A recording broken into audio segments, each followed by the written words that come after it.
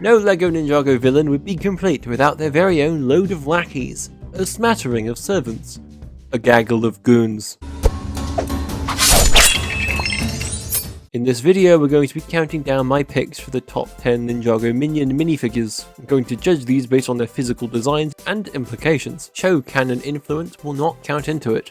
Therefore, it is an entirely opinionated list and not meant to be taken as gospel. Leave your own top 10 in the comment section below. Drop a like on the video if you enjoy it, and let's get into the thick of the fighting. Number 10.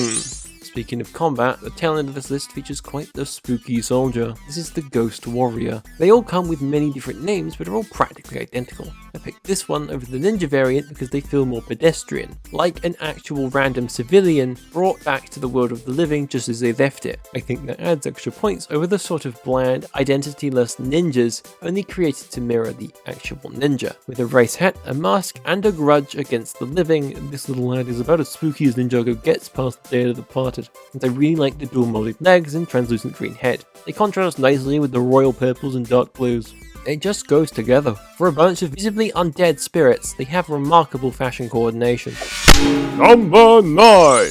Despite the name, the Imperium Claw General is being counted as a common grunt for the purposes of this list. It features in most sets out of the Imperium minion compot and thus takes the place as the most minionesque. I really like the 4 eyes and Peter-esque helmet design. Throw in that new shoulder pad with sleek curves and futuristic black sheen and contrast that with the lovely shade of gold used, and you can't deny it, these guys are slick. There's an imposing menace to them, a royal threat. Are they man? Are they machine? Well, easy to tell from the armor alone, and I really appreciate that sort of minionosity. Number 8! Unlike our last entry, here's a grunt that is without a doubt one of the nameless many. This is the Vermillion Warrior, actually a magazine exclusive minifigure built out of parts used in other Vermillion minifigures. I don't actually own this edition, but I was able to construct him perfectly out of those other figures. Therefore, and not thematically uncharacteristically, you could consider him an amalgamation of the many great devourers spawn come together in this one rendition of a truly minionized Mook. The Vermillion Red contrasts amazingly with the metal grey, and their printed aesthetic snakes remind you that these guys are armor constructs puppeted by a hive mind of slithering red ones. If I was taking lore into account fully, this would probably top the list.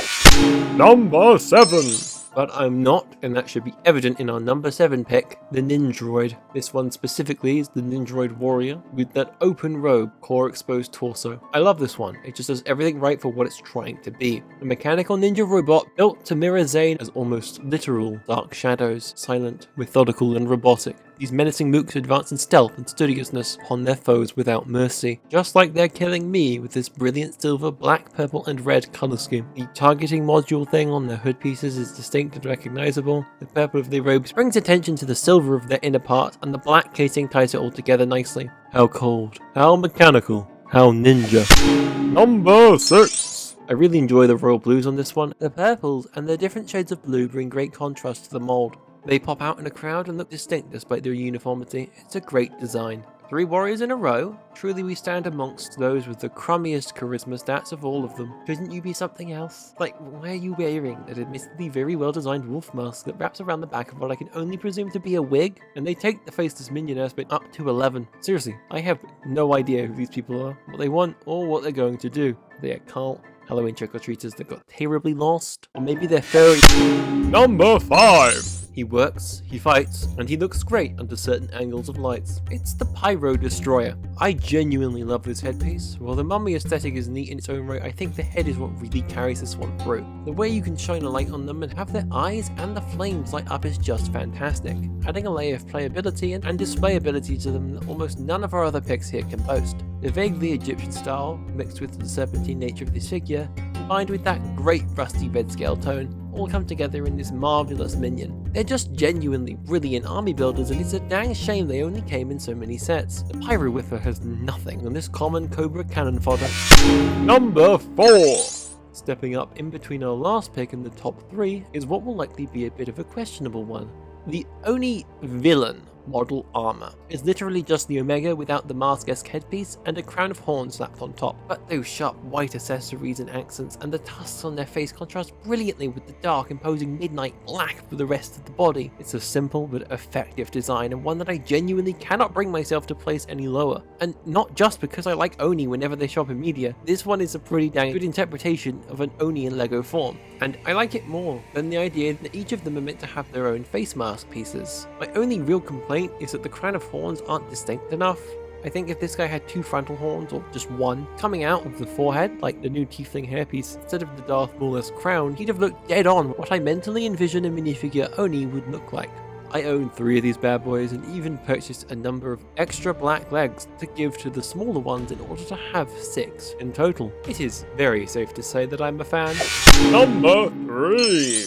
The Blizzard Warrior is a samurai of some renown, evidently. He holds a remarkable armor piece, still molded with that delightful translucent light blue, symbolizing ice, and a deliciously contrasted blood red chainmail set that makes me think of Uchiha Madara's wardrobe instead of the World of Warcraft employee studios. All poor jokes aside, I really like this character's design, and if it weren't for the next 2 upcoming spots and the nostalgia factors present for me with them, personally I think this might be my favourite. I just really like the Ice Samurai aesthetic. I think it was criminally wasted in the show. Right, not meant to think about that right now. Number 2. So this is going to be a bit of a deep cut. Right, this here is Krazi. He's the supposed lightning skeleton from the 2011 Ninjago sets. One thing that always confused me and my friends, however, was the whole deal with Krazi. See, there are 2 versions of him.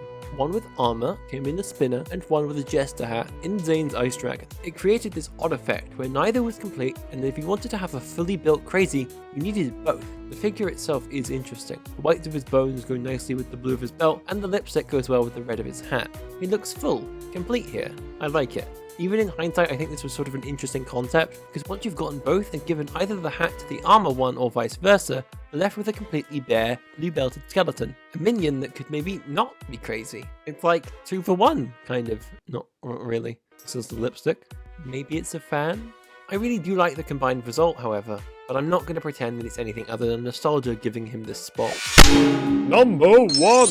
Which is much the same for my number 1 pick on this list. It's Lizaru. Now, unlike Krazi, who had a functional aspect to his placement, this is just straight up my opinion. I think Lizaru might be one of my favourite Ninjago characters overall, which is funny because I never actually owned him as a kid. I had to bricklink him the other year to complete my Serpentine 2012 collection because he was literally the only one I missed out on. I'm not sure if that's why I like him so much, some sort of twisted absence makes the heart grow fonder thing, but it always stung to look at my almost complete collection of Serpentine minions and miss out on Acidicus' supposed number 2. With those tusks, the multiple eyes and that sickening shade of yellow, which contrasts so well up against the dark, murky green, the scale printing and the gashes that run along his torso. Lizaru tells a story, but not too much of one. There's ambiguity here. There's general questions that one can ask about this figure and the life that they might have led, and then find multitudes of answers, none of them set in stone. It's a bit of a blank slate, and I think that captures the essence of the best kind of minion quite well. That is all we have time for today though. Thank you for listening to me ramble on about my personal opinion on plastic toy people that perform villainous acts at the behest of others for like 7 minutes. I'm just padding runtime now though. But before I leave, I'm going to show you this blatant ripoff of AL123 Productions' video concept without an ounce of shame. Goodbye.